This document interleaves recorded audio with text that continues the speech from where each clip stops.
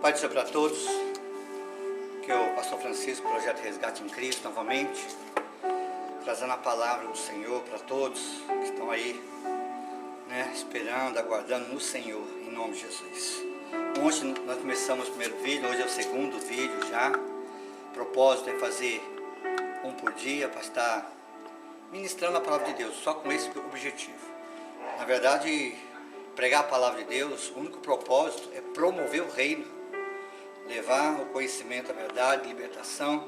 O Evangelho não é para promover igreja, denominação, pregador. O Evangelho é para promover o reino, e o reino de Deus não é comida nem bebida, é paz e alegria no Espírito. Então nós estamos aqui com esse propósito, tá? Diante dessas circunstâncias, situações que está aí diante de todos nós, do mundo inteiro, não deixamos de pregar a palavra, não podemos deixar, porque a fé vem pelo ouvir a pregação. Então, como crerão se não há quem pregue? E como pregarão se não for enviados? Então nós cumprimos nossos objetivos, nosso chamado, nosso ministério. E graças a Deus a igreja do Senhor, a igreja que eu falo, é espiritual, não a de pedra, ela não fechou, ela continua aberta, ela continua atuante. Então nessa tarde, começo de noite, eu vou estar ministrando uma palavra para que cada um que venha ouvir essa ministração seja edificado, seja consolado, seja literalmente tomado pelo Espírito de Deus, pela unção de Deus, e venha saber que Ele é Deus e Ele não mudou. E eu tenho o meu ministério Resgate em Cristo, o pessoal lá da Bahia, estamos com a igreja lá em São Paulo, aqui no Guarujá, mas independente disso eu quero ser objetivo, bem objetivo e direto, tá? E deixar bem claro que o objetivo é um só, edificar a fé. A fé vem pelo ouvir, então é para edificar a fé dos irmãos. Diante das notícias, que cada vez parece que vai piorando, vai estreitando, vai complicando, eu sei que eu tenho uma notícia melhor. O Evangelho é boas novas, então eu tenho uma boas novas para vocês. Eu vou estar lendo, eu peço que você preste muita atenção no que eu vou estar ministrando. Eu orei, Deus me deu essa palavra, eu sei que ela vai vir muito a calhar, muito direto e de encontro com aquilo que precisamos ouvir.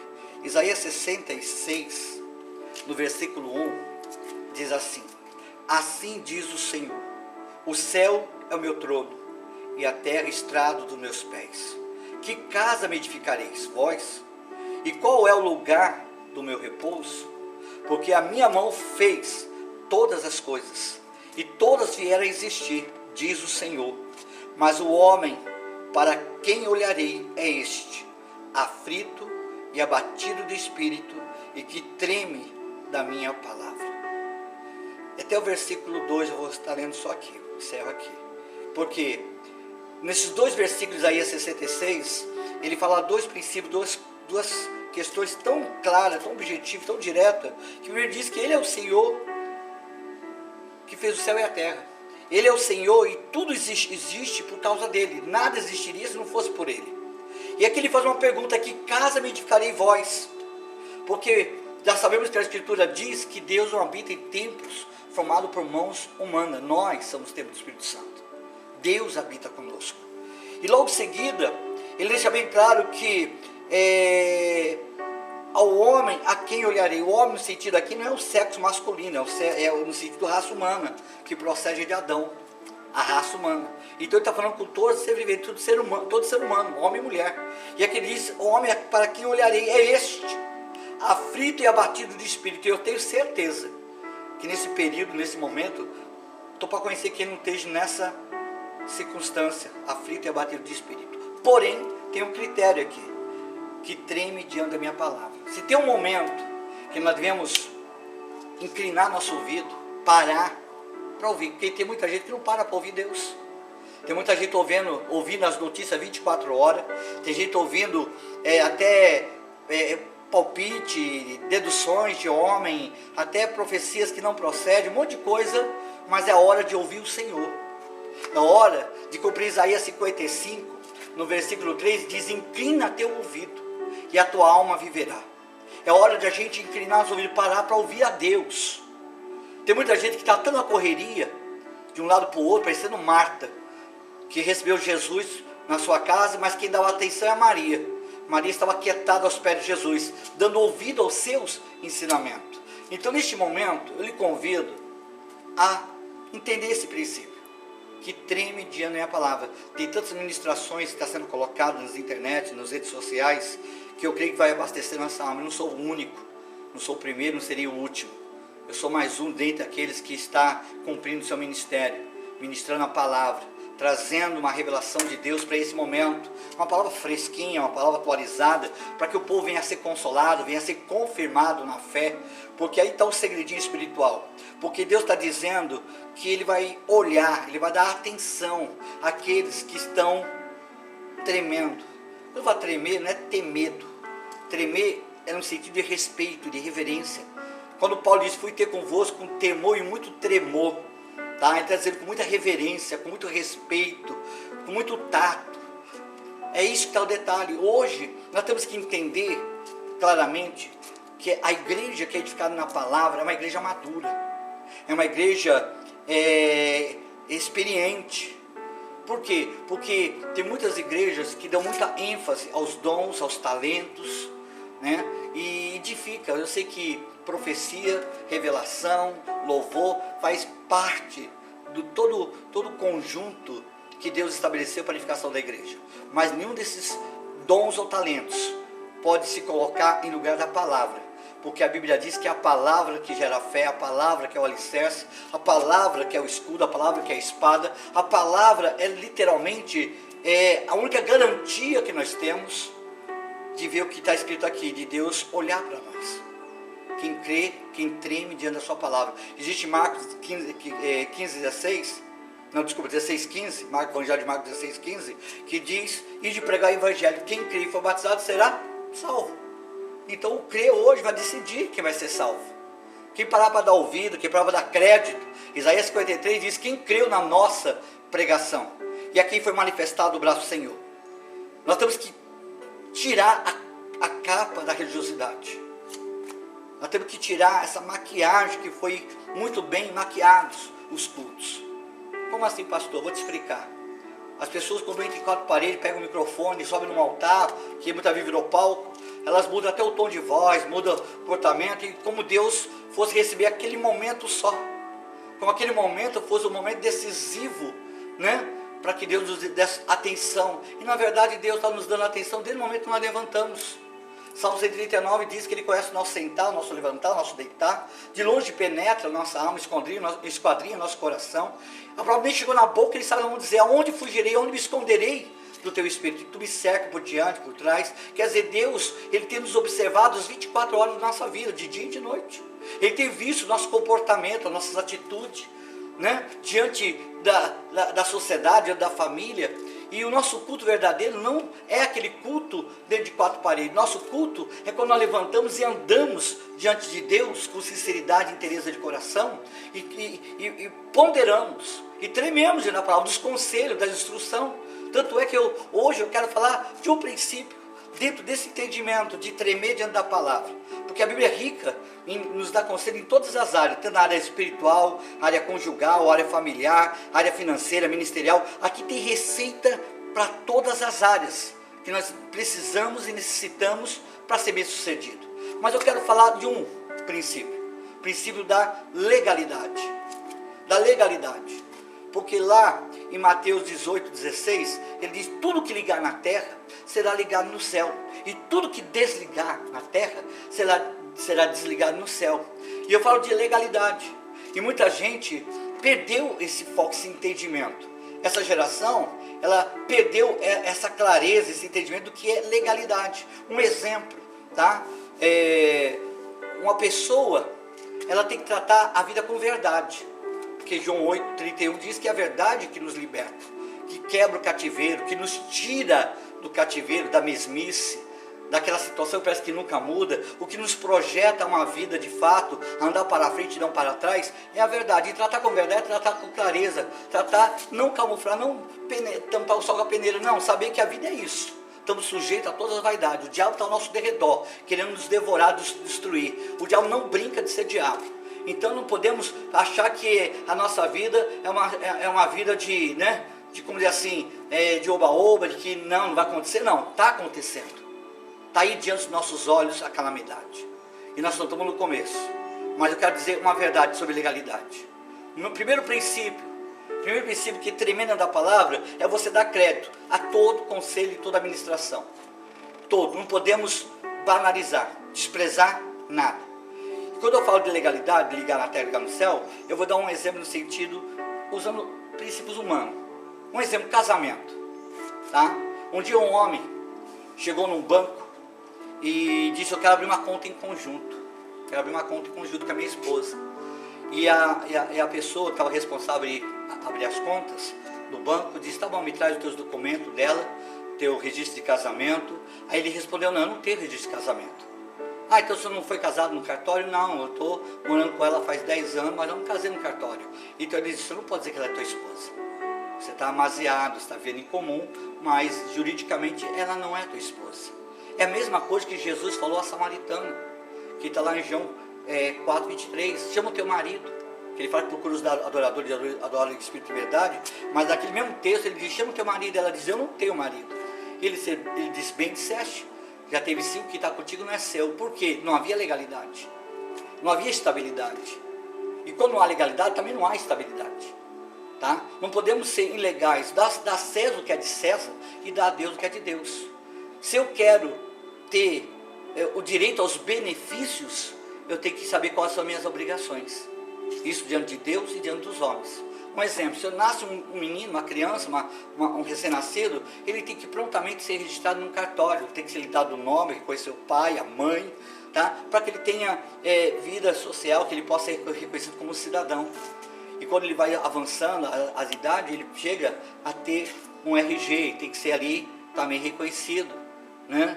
Para que possa ter o seu documento e poder continuar a sua vida na legalidade. Depois disso tem que ter o CPF, né? Se ele quer dirigir um carro, ele tem que tirar a carteira de motorista. Se ele for pegar um carro sem carteira de motorista, ele perde o carro, ele tem incriminado, dependendo de provocar um acidente, ele é incriminado, né? Se eu quero ter uma firma, se eu quero ter uma empresa, eu tenho que ter o CNPJ, eu tenho que estar em dia, minha obrigação, senão vem a prefeitura e lacra meu comércio. Então, legalidade.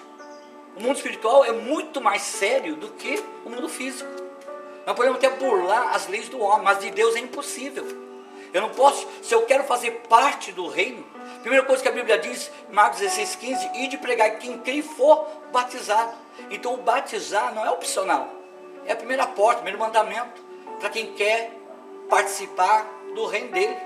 Tanto é que o batismo veio antes de Jesus, até Jesus batizou, ele se legalizou. Você observa que nem Jesus fez nenhum sinal de prodígio antes do batismo. O ministério dele começou depois que ele foi batizado, levado ao deserto, posto à prova, e dali ele começou o seu ministério. E tem muita gente que vai para a igreja e não quer se batizar, quer desfrutar sim da bênção, quer ver os livramentos, quer ver a porta aberta, mas não quer se legalizar no reino. Lá em João capítulo 3, quando Jesus disse a Nicodemos, o que importa é nascer de novo. Aquele que não nascer da água e do Espírito não pode entrar, ele diz uma vez. E na segunda vez que ele repete, ele diz: aquele que não nascer da água e do Espírito não pode ver. Entrar e ver, participar e presenciar. Então, enquanto eu não batizo, não reconheço que ele é Senhor e seja batizado, eu estou ilegal. Eu posso estar até dentro de uma igreja, mas não faço parte do reino dele. Eu não participo. E se eu aceitei Jesus, não foi simplesmente para mim fazer parte de uma denominação, foi para mim andar na palavra.